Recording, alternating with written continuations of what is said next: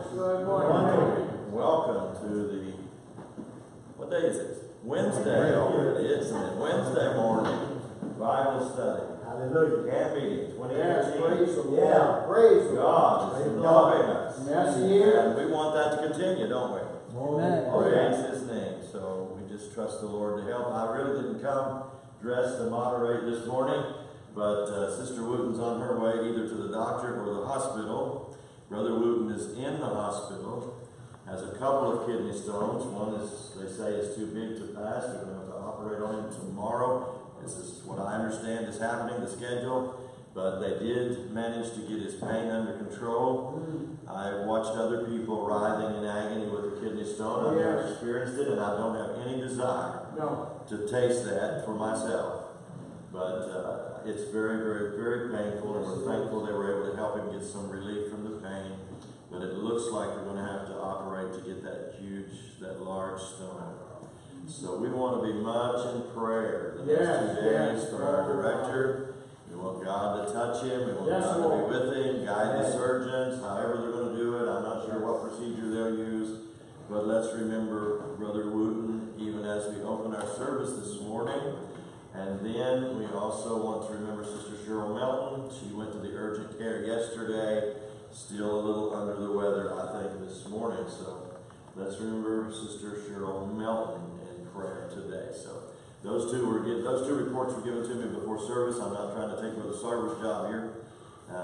We don't have a union operation, but we want to keep everything up in proper order. But we're glad for your presence this morning. Let's stand and open our service with prayer. Yes. Brother Ron Moore, will you lead us in prayer, please? Our precious Heavenly Father, we pray that Lord, we do thank you this morning for your goodness this morning. Asking you to be with them and Sister Wooten today. Help them, Lord, that she's in the hospital, has been in intense pain. Lord, be with them and help them. We pray that you would guide the doctors. We pray Sister Cheryl Melton and others that might be sick this morning. Be with our sick folk today. Father, we're trusting you. We're believing you today. And asking you to come. Bless our time together. In the name of Jesus. In the name of Jesus Christ. Our Lord and Savior this morning. Amen. Get your songbooks as Brother Blake comes to lead. Please turn to 516. 516.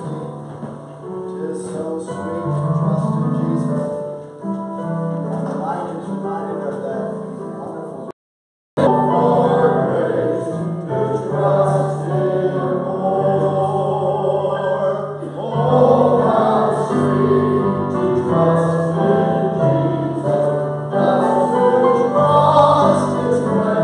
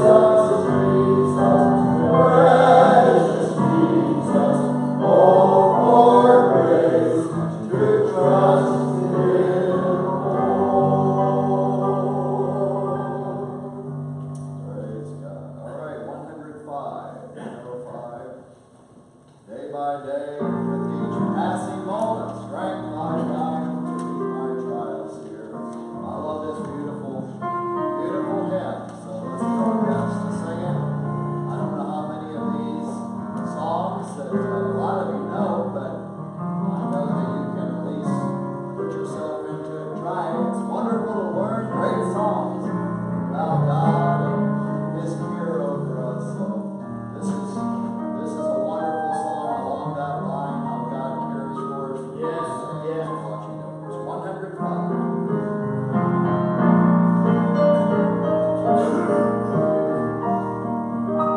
Day by day and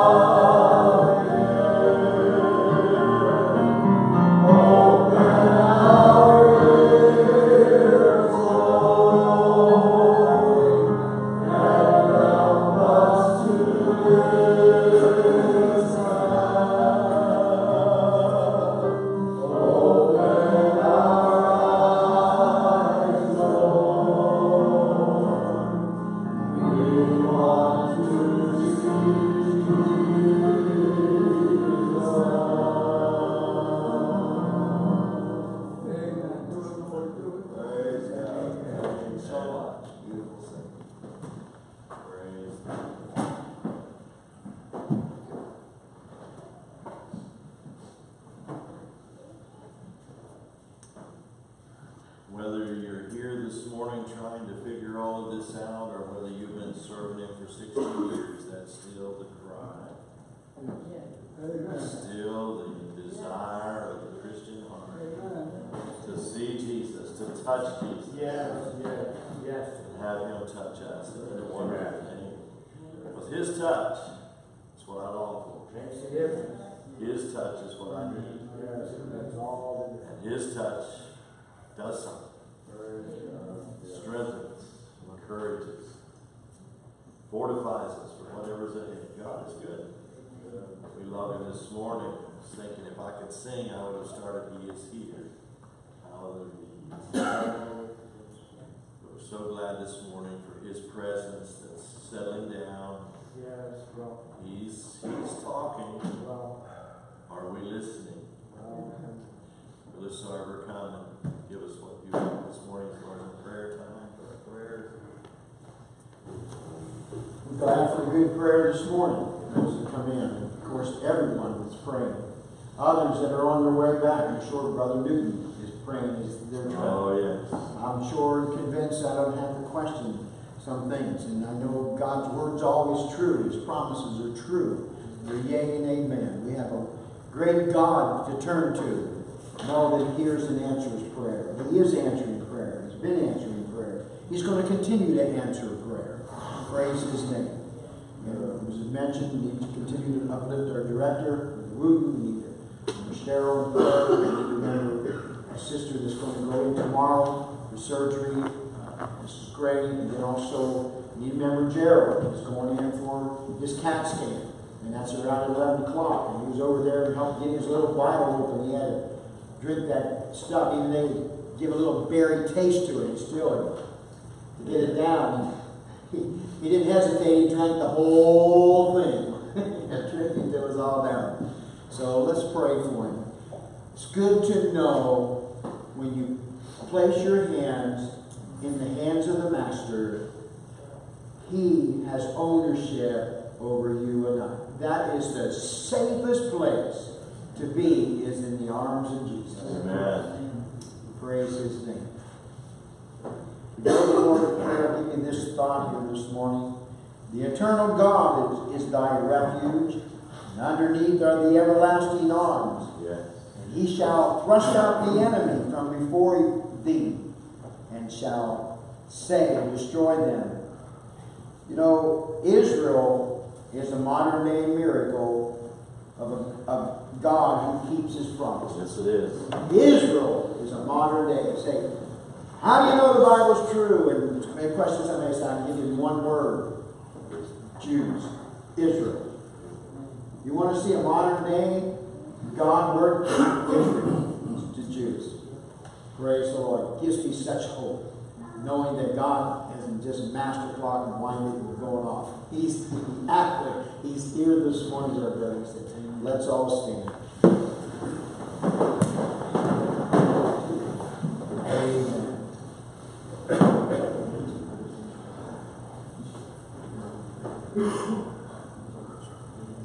Brother Armstrong, would you lead us in prayer, please? Our Father, we love you this morning. We do. We thank you, Lord, for the blessings you've given, Lord. We thank you, Lord, for what you're doing, what you've been doing in this church. Oh, we're praying the Holy Ghost will settle down the mighty God. Your presence is what, oh God, we need you. We need you, Lord. We need you. Would you come and minister to these hearts of men? Your Lord, we're not your will. You've got a plan. We're asking you, Holy Ghost, help us all to find you in this corner of your prayer. That's what we want. We're not your will, your service. This service, this is the service of the Lord. That's the Lord.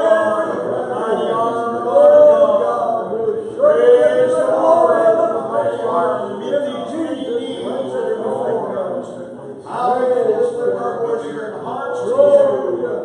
Oh, we rejoice in the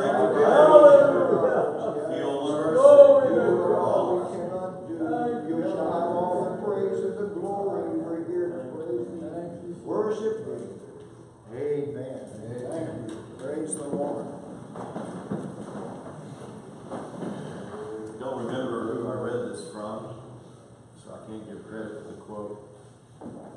we said the tragedy of the hour is not unanswered prayer, but it's unoffered prayer. Think about it. Was it James that said we have not because we ask Doesn't the Bible tell us to bring our petitions and come boldly Amen. before the throne of grace? We maintain help. We maintain mercy and find grace to help in time of need. Amen. Yes, sir. Yes, sir. So let's not be weary in prayer. And I might just say, maybe you're wondering why I haven't showed up at some of the prayer meetings and why I'm not singing in the congregational singing. I'm trying to save my voice for the night service. So once it gets strained, it's singing really strains my voice anyway, because I don't have enough sense to sing quiet. I don't have enough control to sing quietly, and so when I sing loudly, it strains my vocal cords even worse than preaching, I think. But I'm praying, and I'm trying my best to get the mind of the Lord. God is working. God is So we certainly want your prayers. Praise I'm the sure Lord. Brother McElwain wants your prayers this morning. Lord, we're praying for. He's been doing a tremendous job with his assignment. Yes. You know, it does make it easier in a lot of ways if they tell you what to preach. Because half the struggle or more for me is settling in on exactly what God wants. Yes. So, preachers have a life of Riley. You all know that. You know, we all have everything just so. So you don't have much compassion for us sometimes. Like you ought to have compassion. But when the responsibility rests on your shoulders, you realize that you're going to stand before souls. And what you say may affect them in one way or the other. It's an awesome responsibility. So pray for the preachers. Yes. Pray for the singers. They're doing a tremendous job. Yes, God is helping. So I want to ask Brother and Sister Glick to come and bring us a special number at this time. Bless the Lord. Bless the real good. Praise His name.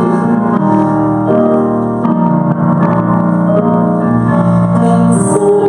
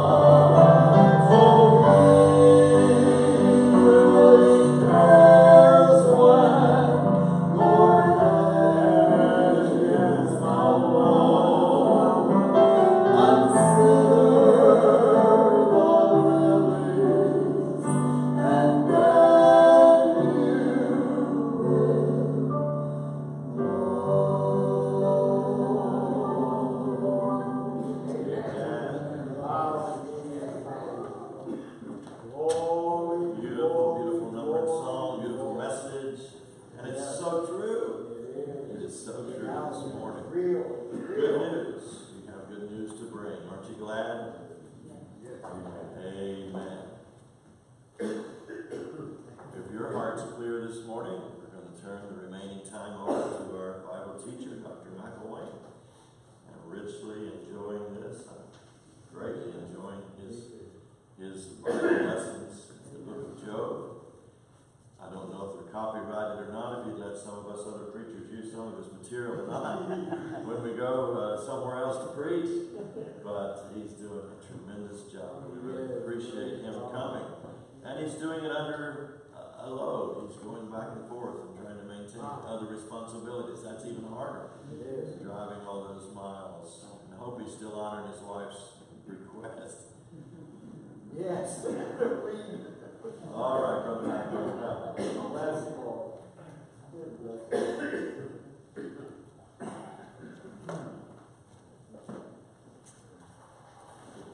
Good morning. I have a couple people to pass. Good.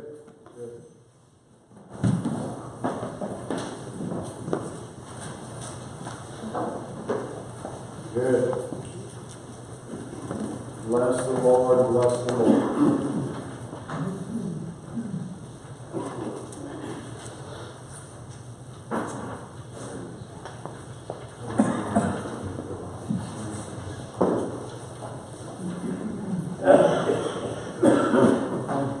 Let's begin with prayer.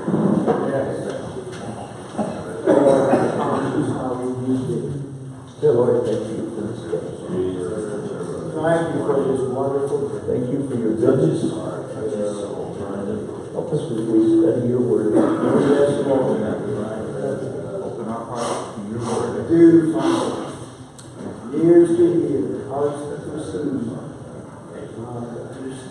Proverbs 25, verse 20.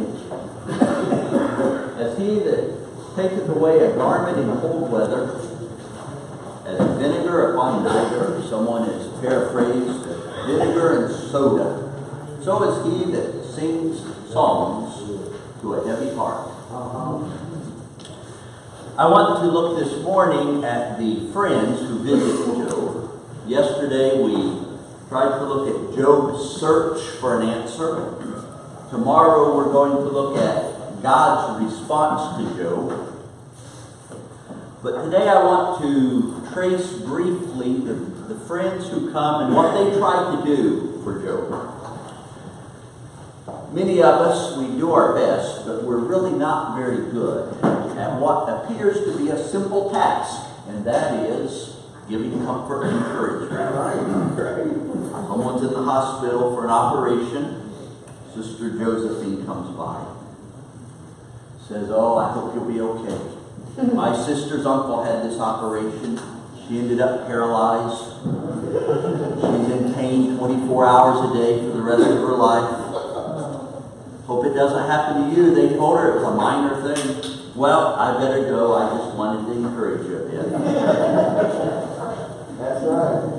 Someone else comes by and you're getting ready for open heart surgery and they say, "I know exactly how you feel. I had an ingrown toenail taken off last week. Let me tell you about it." 45 minutes later, after all the details, they say, "Well, I better go. I'm trying not to push too hard while I recover from surgery."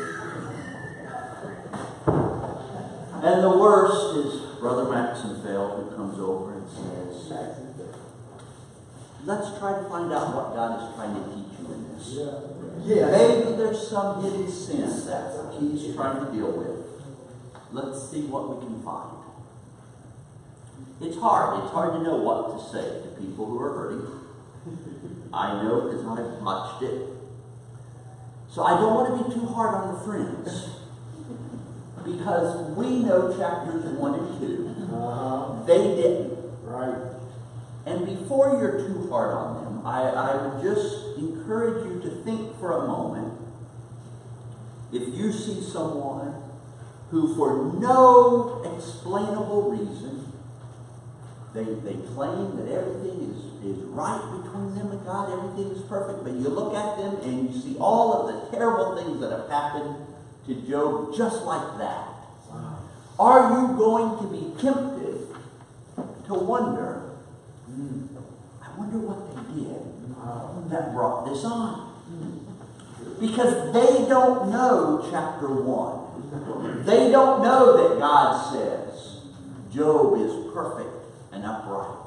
He fears God. He shuns evil. And so let's not be too hard on them as they are doing their best to comfort their friend. But after Job's suffering, I want first to look at Job's wife just for a moment. Because Job needs support, he needs help. And instead his wife says exactly what Satan would want her to say. Chapter 2, verse 9. Then said his wife unto him, Dost thou still retain thy integrity? Curse God and die. Not very supportive. We're usually hard on her, and she deserves it, I guess. But for one of my classes, I asked the students to do a paper. They could choose any character from Job and write a paper about it. And I had a student who was an older lady. She had children and grandchildren. And she wrote a paper that no one had ever written a paper in my class on Mrs. Job. And she wrote a paper that just kind of opened my eyes to a mother and a wife's perspective. Amen. You see, Job has lost everything, right? Mm-hmm. So has Mrs. Job. She has no financial security. He can't support her. There's no children to help. There's no retirement. She goes from being the respected wife of the greatest men of all of the East to a destitute, soon-to-be widow with no one to care for her. I always feel sorry for Job, who's lost all his children. Mrs. Job has also lost her children. And in most families, while he was sitting in the gates of the city being important, what was she doing? Spending time with the children. She was close to them. 10 children. She looks forward to the day maybe when she gets to be grandma. And now there's nothing ahead. And she's lost her companion. And so Mrs. Job has a very painful and difficult situation. However, she speaks foolishly, as Job says, when she says, curse God and die. But then we come to the friends. Chapter 2, verse 11. Now when Job's 3 friends heard of all this evil that was come upon him, they came every one from his own place, Eliphaz the Temanite, Bildad the Shuhite, Zophar the Naamathite, for they made an appointment together to come to mourn with him and to comfort him. And when they lifted their eyes afar off and knew him not, they lifted up their voice and wept. They rent every one his mantle and sprinkled dust upon their heads towards heaven. So they sat down with him upon the ground 7 days and 7 nights. And none spake a word unto him, for they saw that his grief was very great. I want to start with what these friends did right, because I think sometimes we ignore they did some things right. Number one, they showed up. They came. And to me that means a lot. It takes commitment, it takes courage to show up in the difficult times. I know that because I'm not a good comforter. I don't like sickness. My children, I think, exaggerate when they make fun of me and say that when they call me on the cell phone and they cough, I hang up on them. I think that's exaggerated a little bit. But I don't like sickness and I don't like suffering. These people showed up. They came to show support. And they get there, and Job is so near death. I want you to understand what this says in verse 12. He's so near death that they start the funeral. It says they lifted up their voices and wept. They tore their clothes. They put dust, probably with ashes on their head. All of these are the rites of mourning for the dead. And in the ancient world, the proper length of mourning for an important person was 7 days. What they do when they get there is they say, poor Job, he's dead. He's not going to make it. And they begin the rites of mourning. They showed up. They stayed. They didn't run away when they realized what a terrible situation he's in. And I want to say that for 7 days they do something wise, and that is they kept their mouths shut. Or to put it as my mother would prefer, they remained silent. Dietrich Bonhoeffer once wrote a sermon on the ministry of holding your tongue, of just being there, of being silent. Warren Wiersbe said the best way to help people who are hurting is just to be with them. Don't try to explain everything. Explanations never heal a broken heart. They come, they're there, they're supportive. And then after 7 days, they do the first thing wrong. Chapter 4, verse 1. Then Eliphaz the Temanite answered. He begins to speak. Now, if you've read from chapter 3 through 41, it gets at times a little complicated. It's a lot of words. It's poetry. And if you don't enjoy poetry, Job becomes difficult. But it really is a pretty simple section, these 3 through 41, and it boils down to this, a very simple debate. The friend says, Job, you've done something wrong and God is punishing you. Job says, I haven't done anything wrong. Yes, God is punishing me, but I'm innocent. The friend says, Job, we know you're guilty of something. Job says, I know I'm not guilty. And from there it's downhill. R2, am not, R2, am not, back and forth. You get the idea. I need a board here to write this up, but just if you can follow this through.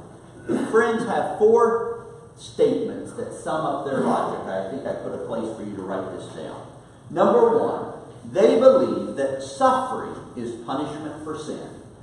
That's the only reason they can understand that a person would suffer is they're being punished.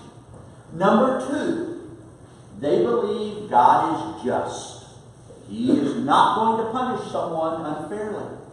Now, if you accept number 1, we could write this up, you could see the logic here. If you accept number 1, that suffering is punishment for sin, if you accept number 2, God is always just, then point 3 has to be Job is guilty of sin, right? If that's why you suffer, if God is just, then Job must be guilty. But they do give him this encouragement. Job, if you will repent, suffering can be redemptive in your life. Now, I want you to see Job's logic because I did this backwards deliberately, but it means that yesterday I didn't really get through part of what Job argues, and I want you to see this. Job argues, point 1, suffering is punishment for sin. He agrees with the friends on that, and that's very important. He agrees that the reason you suffer is because of sin. But point 2 for Job is, I am innocent. I haven't sinned. And so what does that mean point 3 has to be? God is unjust. That's why Job becomes so angry with God and says, why have you set me up as a target? You are shooting your arrows at me, and I am innocent. That's going to be the root of the conflict between them. And what I want you to see is they both agree that the one reason we suffer is because of sin. And that's where we're going to have to come back once God answers. Now, let's look briefly at the friends. Let me say about the friends.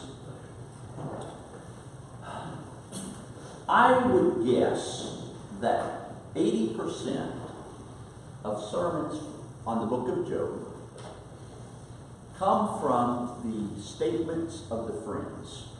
I have, for a long time, just sort of as a hobby, when anyone puts on Facebook a quote from Job, I always look to see where it comes from. 95% of the time, the quotes come from the friends. Because they're the ones that say the right things. They're the ones that say God is just. They're the ones that say He has mercy on His children. They're the ones that say He pours out good gifts to His children. It doesn't make a good Facebook quote to use Job saying, God, why do you shoot arrows at me? That doesn't work well. It doesn't make a good sermon text. The friends say what we expect them to say. In fact, one writer said, if it were not at the end, if it were not that God at the end says, the friends have not spoken what is right. Because if you pay your tithe, God is going to give you even more money and He's going to bless you financially. Well, poor Job. It doesn't say he didn't pay his tithe. You see, we assume, we equate doing right with physical, financial, economic, all of these blessings. Is it sometimes truth? Yes. Yes. But it's not an equation. A businessman once told me, he said, I'm starting a new business. And he said, I have figured out something that I think is going to help me. He said, my last business went bankrupt. But he said, this time I have promised God I would give Him 20% of all the profits. I said, oh, that's nice of you. He said, so the only way God can get any money is if I make a profit. And I looked at him to work out a deal. And one of the things Job teaches us is God doesn't fit into our deals very well. He works in His own way. And one of the problems for the friends is they want God to work in a certain way. I'm convinced that one of the reasons they become so angry with Job is this. They're afraid. You see, if Job has sinned and now he's suffering, then as long as they do right, they'll be fine, right? They'll be safe. But if it turns out that Job is innocent and all this trouble has happened, they're scared to death. Because when they get on their camels and head home, they could find out that their house is destroyed. They could end up sick. They could have trouble. They're scared that if Job is in fact innocent, they could have the same problems. But if somehow they can get Job to confess, this is my own fault. I sinned. Oh, I was afraid it was going to be me next. But I didn't do what Job did, so I'm okay. I think there's a great fear behind them. But what I want you to see from them is they argue because they're trying to force God to operate a certain way. And I think they're important for us because so many times we try to do the same thing. How many times do we make a deal with God? God, I'll serve you. You'll get me a good job. God, I'll serve you, but now you have to take care of this problem for us. God, I'll serve you, but here's your end of the deal. What Job teaches us is we have to say, God, I'll serve you. Period. Amen. And then God does what God chooses to do. Amen. He loves us and He is working for our good. But that doesn't mean He's going to do everything the way we want Him to do it. That's true. And we get in trouble when we try to make those kind of deals with Him. So let's look quickly at what the friends do. The first friend is Eliphaz. Chapter 4. He's the first spokesman. He's probably the oldest. He is the most thoughtful of them. Let me just read a bit of his first speech. He begins very cautiously. If we are safe to commune with you, if we try to say something to you, will you be grieved? Who can withhold himself from speaking? And then he begins to compliment Job. You have instructed many, you have strengthened the weak hands, your words have upholden him that was falling, you have strengthened the feeble knees. But now you are suffering what others have suffered. Verse 5, but now it is come upon thee, and thou faintest, it toucheth thee, and thou art troubled. Is not this thy fear, thy confidence, thy hope, the uprightness of thy ways? And then he gives him the lesson. Remember, I pray thee, you never perish, being innocent?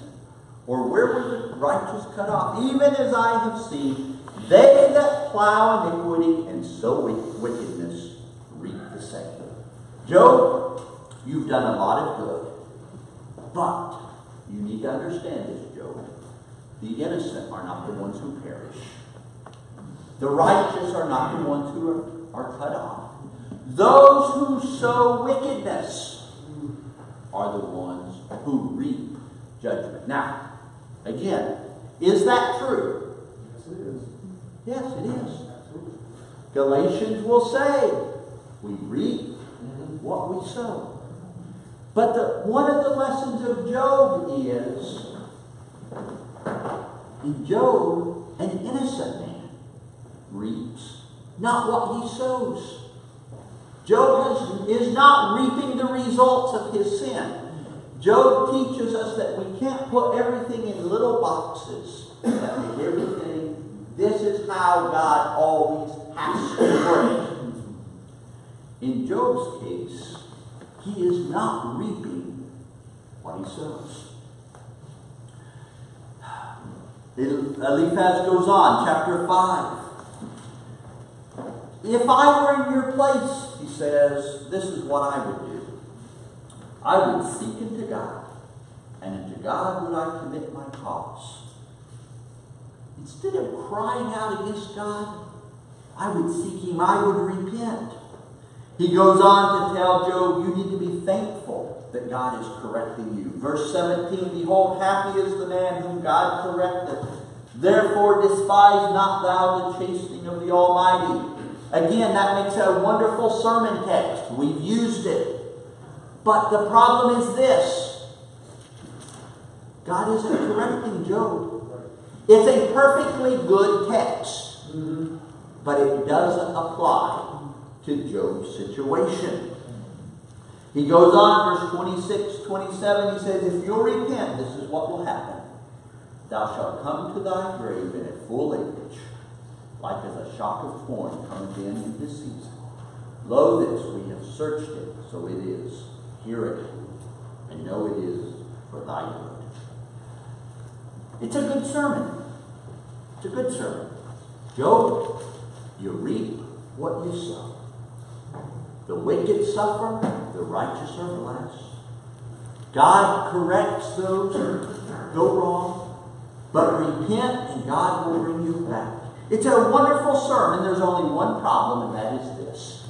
It has nothing to do with Job's situation. Amen. Job is not the right audience for the text that Eliphaz preaches on. Bildad tries. He's the second friend. He's not nearly as polite and kind as Eliphaz. In fact, he starts out by calling Job a windbag. Chapter 8, verse 2. How long shall the words of thy mouth be like a strong wind? Bildad considers Job's struggle to be blasphemous. In fact, he argues that Job's family got what they deserved. Look at verse 4. If thy children have sinned against him, and he hath cast them away, for there may need to be listening. You read through Bildad's sermon, and again, much of what he says is true. Is God just? Absolutely. Oh, yeah. Is God a God of majesty and power? Absolutely. But did Job already know that God was a God of majesty and power? Absolutely. Job's problem is this. Why does this all-powerful God not rescue me? Why doesn't He use His power to rescue me? In fact, in chapter 9, he says, I already know this. My problem is, why doesn't God see that I am innocent? You go to Zophar. Zophar is the worst of the three, because his message is just repent or die. Listen to chapter 11, verse 5 and 6. Oh, that God would speak and open His lips against thee, that He would show thee the secrets of wisdom, that they are double to that which is. And listen to this. Remember who he's talking to. Job is sitting there, all his children are dead, everything he owns is gone, he's covered with sores. And Zophar says, Know therefore that God exacteth of thee less than thy iniquity deserveth. At that point, I want Job to say, wait a minute, what more can you take? I've lost everything. The only thing I haven't done is die. And what have I been asking for? To die. Zophar does no good at all. He does end with an altar call. Chapter 11, verses 13 through 15. If you will prepare your hand and stretch out thine hands toward me. If iniquity be in thine hand, put it far away. For then shalt thou lift up thy face without spot. Yea, thou shalt be steadfast and shalt not fear. You will forget your misery. Job, just repent and everything will be fine. Again, it's a good sermon, but it doesn't apply to Job. Job responds like this in chapter 13. Mine ear hath seen all this. Mine eye hath seen all this. Mine ear hath heard and understand what you know, the same I know. He says, I know all of this. I know the righteous are blessed. I know the wicked suffer. But the problem is, I cannot find God to appeal my case. You go through the rest of the book. The three friends, they speak 3 times. And I can sum up the second and third speeches this way. Same song, second verse, sung louder. They say the same thing over and over. Job, you're guilty. And Job refuses to say, okay, I'll repent. Do you understand how easy it would be for him to just say, I'll repent? But he knows in his heart, I am right with God. And he holds on to that integrity in spite of his suffering. We come to the fourth friend, Elihu. Chapter 32. He is the last one to appear. He's the youngest of them. And it appears that he has sat there all the time listening to the older people argue. And by chapter 32, he is angry. It says, Then was kindled the wrath of Elihu. He was angry against Job because Job justified himself. He was angry against his friends because they could not find the answer. And so he begins to speak. Let me tell you the answer. I've got it figured out. He spends 24 verses introducing himself and telling that he really is wise. And then he says, here's the answer. God speaks to us through dreams, through pain, through suffering. But Job, just repent and everything will be okay. Again, is what he says true? Does God speak to us through pain and suffering? Oh, yes. Does God speak to us through the troubles in our life? Absolutely. But it doesn't apply to Job. Here's what I want you to see from the friends. Here's what they do wrong. First of all, they misuse the truth. The truth becomes for them a club to beat someone up with. Listen to these quotes and see if they're true. Happy is the man whom God correcteth. Therefore despise not the chastening of the Almighty. Is that true? Yeah. Absolutely. Would that make a good text for a sermon, brother? Yeah. Absolutely. That's a lie. It doesn't fit Job's situation. Does God pervert judgment? Does the Almighty pervert justice? Of course not. But it doesn't apply to Job. Surely God will not do wickedly, neither will the Almighty pervert judgment. That's true. Much of what they say is true, but it doesn't apply to Job. They're using truth to beat him up. John Calvin said, some comforters have only one song to sing, and they pay no attention to who they sing it to. That's the friends.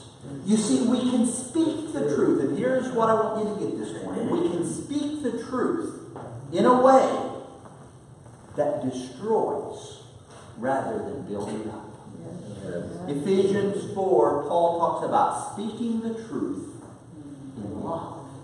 And he says that when we do that, it builds up the body of Christ. Yeah. If my truth tears down other believers rather than building them up, I am using truth as a club. The fringe used the truth in the wrong way. Several years ago, I was principal of the academy, and a lady from our church community came to me with a concern about something in the school.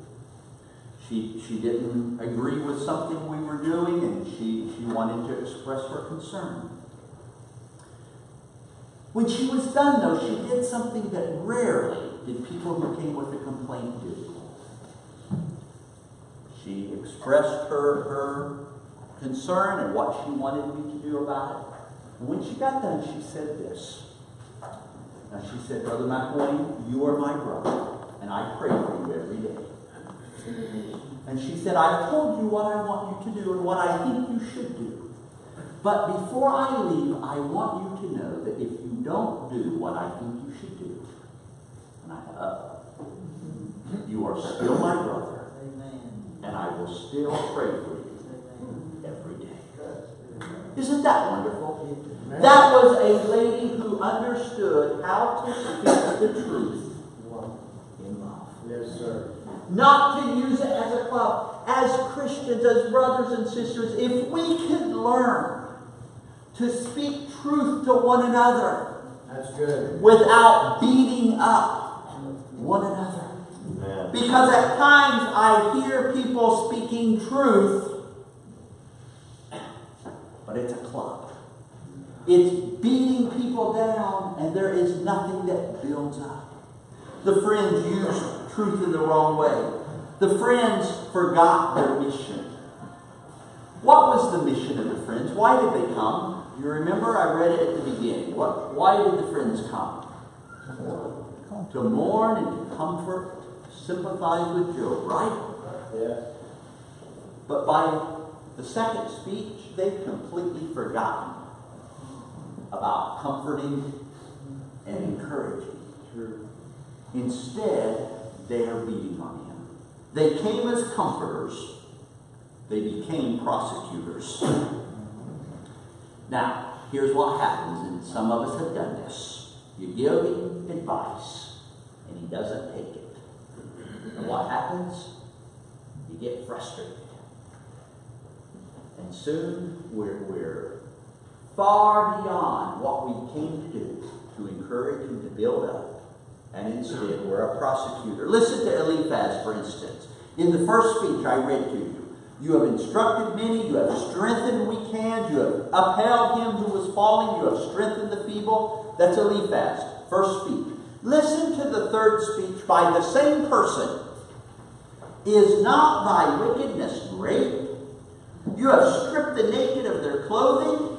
You have taken water from the weary. You have held bread from the hungry. You have sent widows away empty. You have broken the arms of the fatherless. This is the person who said, you have been a support to those who were weak. What has happened? He forgot his mission. Yes. And he began to care more about winning an argument Right. than in supporting someone who was hurt. Please remember, God sends us to reach people, not to build programs. It's easy to forget that. It's easy to forget the hurting person in my passion to tell them the truth that I think they need to hear. Oh, yes. Help us. Give us a wisdom. It's easy to become sharp with the person who doesn't take my very helpful advice. Give us wisdom. But when I do that, I have forgotten my mission. And then it seems to me that they forgot their place. They took on God's job. You see, what was their job? Why did God send them? To comfort Job. Instead, they decide that their job is to teach Job some life lessons. Can I encourage you to always remember your job and God's job? Because He's perfectly capable of teaching lessons. And sometimes I forget that. And I try to take over His job because I'm not really convinced He's going to do it well enough. You know, this person needs to hear this from me. As my mom used to say, sometimes I have gotten too big for my britches. Here's what I want to wrap up with. 4 lessons from the Comforters. Number 1, Satan can use good people to do his work. Job's wife, I'm convinced, was a good lady. But in her hurt, she ends up discouraging Job and doing Satan's work for him. I know the friends were good people. They had to be good people to travel so far to help Job. But in the heat of the moment, they forgot their mission. And they did harm rather than good. Satan can use good people to do his work if we're not careful, if we're not sensitive to God's Spirit or what He is leading us. The second thing I want you to see is a second lesson. We must remain humble about our knowledge. You see, the problem for the friends is they know absolutely this is why Job is suffering. One of my favorite verses in Philemon is this. Story of Philemon, I won't take time to tell you the story of Philemon. But when Paul writes this letter to appeal for Onesimus, he writes this beautiful phrase. He says this: perhaps he departed for a season that you should receive him forever. Paul says, perhaps this is what God is doing. He doesn't say, now I know what the answer and I know how it ought to be. He says, perhaps. You know, 3 of the most important words we can learn to say are, I don't know. Perhaps. Maybe. But I don't know.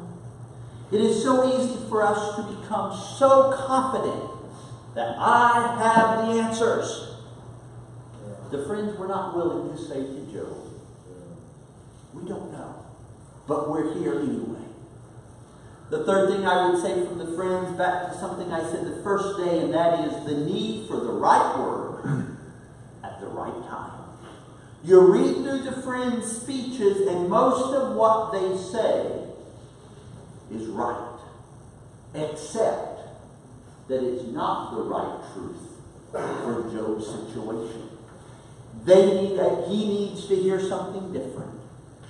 The last thing I would say, though, is that being there is more important than having the right answers. One writer said, people who have experienced tragedy do not need a philosophical explanation of the problem of evil. They need a hug. Yes. I read that and it bothered me. It convicts me because, you see, I'm better at coming up with an answer than at giving a hug. Hugs are hard for me. And yet, what Job needed was not an answer. It was up to God to give the answer. We're going to see God's answer tomorrow. God is who Job needed to hear from. What he needed from the friends was for them to be there. Joseph Bailey had 3 sons who were killed. And he wrote a book about his experience, and 3 of his sons killed in a tragedy. And he said this: I was sitting torn by grief. Someone came and talked to me of God's dealings, of why it happened, of hope in the future. He talked constantly. He said things I knew were true, but I wished he'd go away. Another man came and sat beside me. He didn't say anything. He just sat beside me for an hour.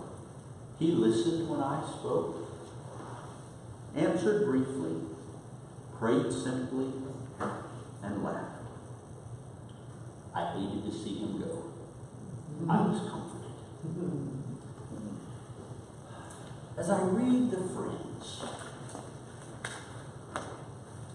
I am convicted that sometimes what we need is just to be there and to say, God, let me be there. Worries me having this live streaming because who knows who will see it.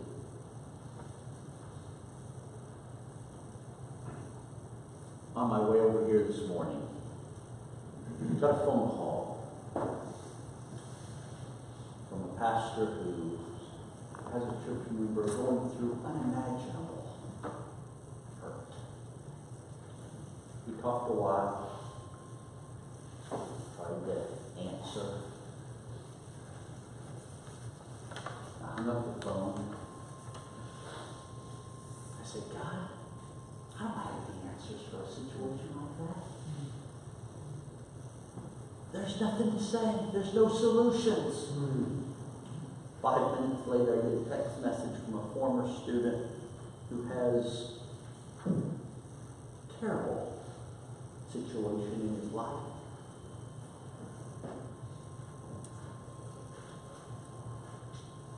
I said, God, I don't have any answer to send back to him. I'm driving and I'm thinking about today's session, and I realized how many times our world is hurting. That's true. Yes, sir. We need to be there. We need to support them. But we need a humility that says, God, I don't have all the answers. That's right. I'm not going to try to invent answers. I'm not going to try to know everything, but what I am going to do is this. God, I'm going to be the arms, the hands that will be available. I'm going to be there when they need an ear. I'm going to be there to show love and support. Because you see, for people who are hurting, Job couldn't see God. He was looking for God and couldn't find him.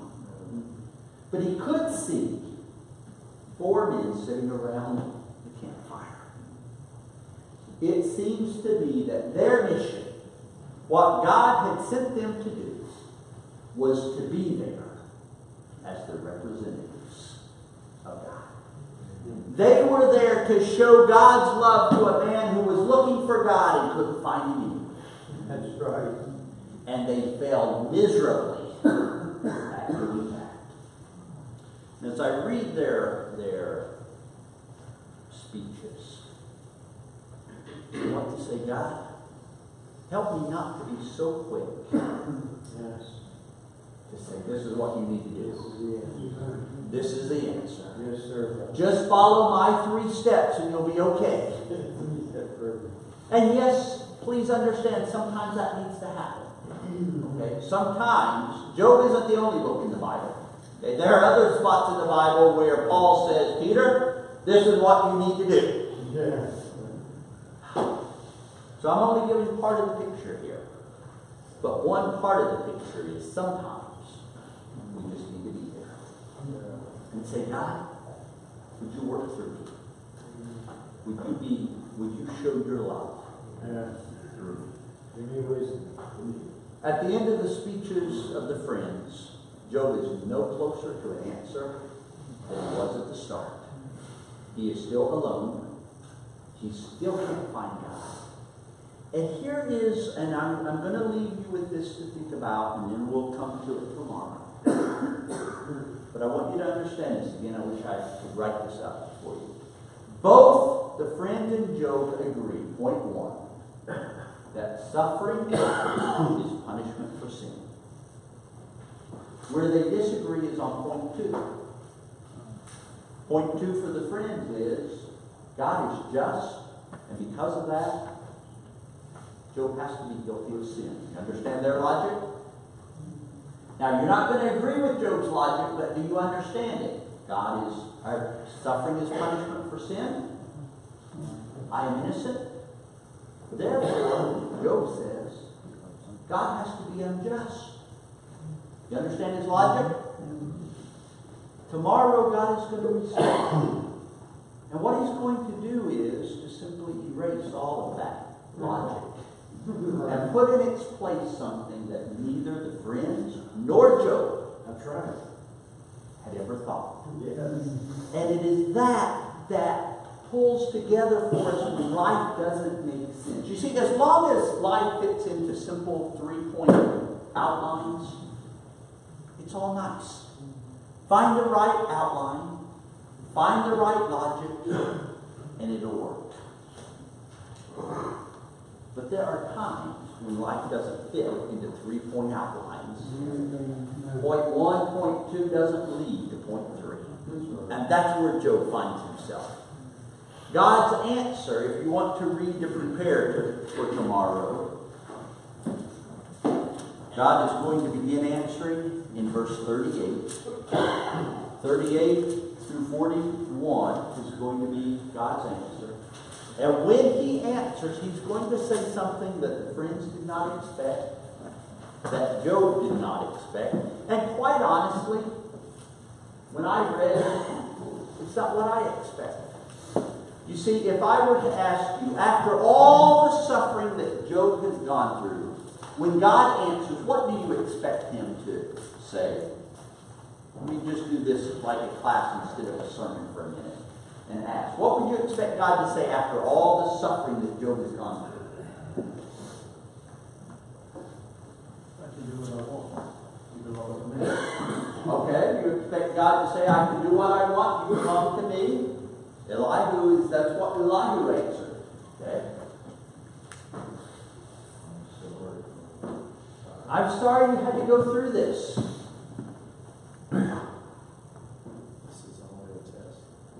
This is I'm kind of expecting to say this is why it happened. At least to say I'm sorry you had to go through this. Some kind of encouragement. Yeah. And every time I read Job, I'm just kind of stunned when God begins to speak.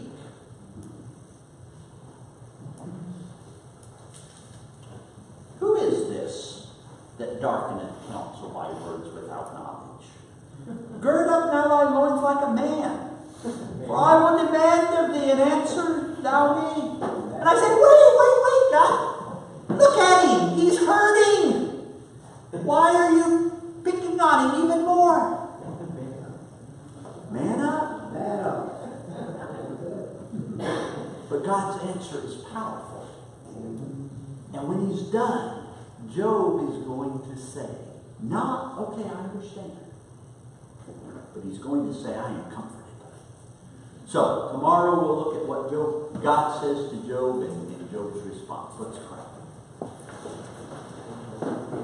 Dear God, would you help us to be comforters? People who hear your voice and who bring your message to people who are hurting and who need. Help us to be sensitive to your spirit, sensitive to the needs of those around us, so that you can work through us to bring encouragement and help to those who need it. I pray in Jesus' name. Amen.